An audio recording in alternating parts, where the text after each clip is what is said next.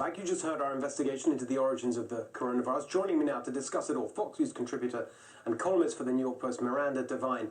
Miranda, just to recap, it looks to us, having looked at the documents and the paper trail and the money trail, that the most likely explanation, we can't be sure, but the most likely explanation is that this virus was the result of a genetic research project commissioned by Dr. Fauci in contravention of a ban on that kind of research that was put in by the Obama administration in 2014. What do you make of it?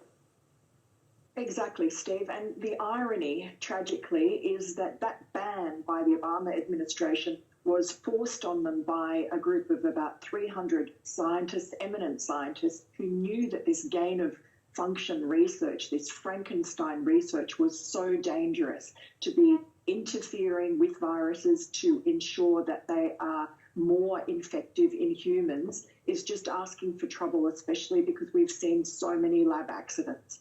And so when the ban happened, unfortunately, Dr. Fauci and Peter Daszak, as you just mentioned, decided to get around the ban by doing that research or directing that research at the Wuhan Institute of Virology, which already had a subpar safety record. As we know, even the Chinese government was worried about it.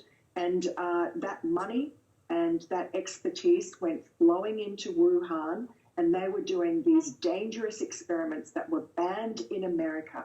And the upshot is, most likely what we see, because every apolitical, honest virologist in the world says that the most likely explanation for the pandemic is that that coronavirus was engineered in the Wuhan lab and it escaped through an accident. And this is the part of it that we've really added the detail to tonight, which is it was engineered at the direct request of Dr. Fauci and through the project that he commissioned. An extraordinary development. Well, Dr. Fauci was the most vociferous in objecting to the ban on gain-of-function research. He loved gain-of-function research. He didn't think that it was dangerous, or he thought it was a risk worth taking. Clearly it's not. To be mucking around with these viruses and making them infective to humans when they're not in nature is dangerous.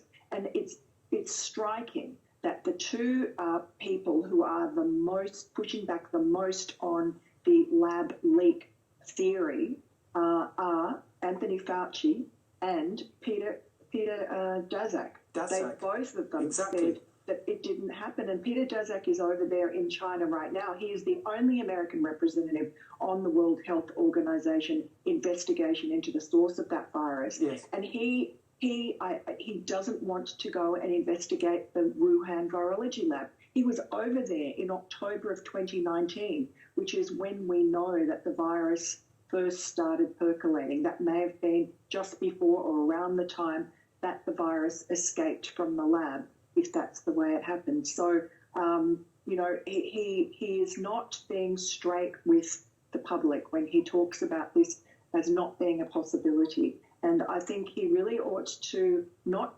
pretend that these viruses, that bat viruses just mutate so easily, and that he's telling us that millions of Chinese have got some sort of antibodies to bat viruses.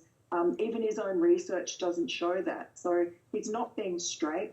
There's quite a few questions that he needs to answer. He really should come on your show, as should Dr. Fauci, because at the moment there's a lot of really circumstantial evidence showing that they are trying to stop the world from finding out where this virus came from, and that's crucial.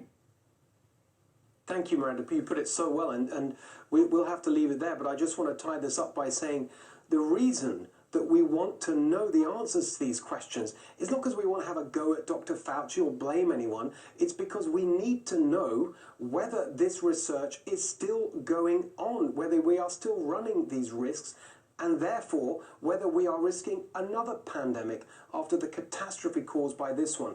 That's the question I want to ask Dr. Fauci. If you're watching Dr. Fauci, please answer, whether you answer to me or someone else. Why did you continue funding this research after the Obama administration banned it? And are we still funding it?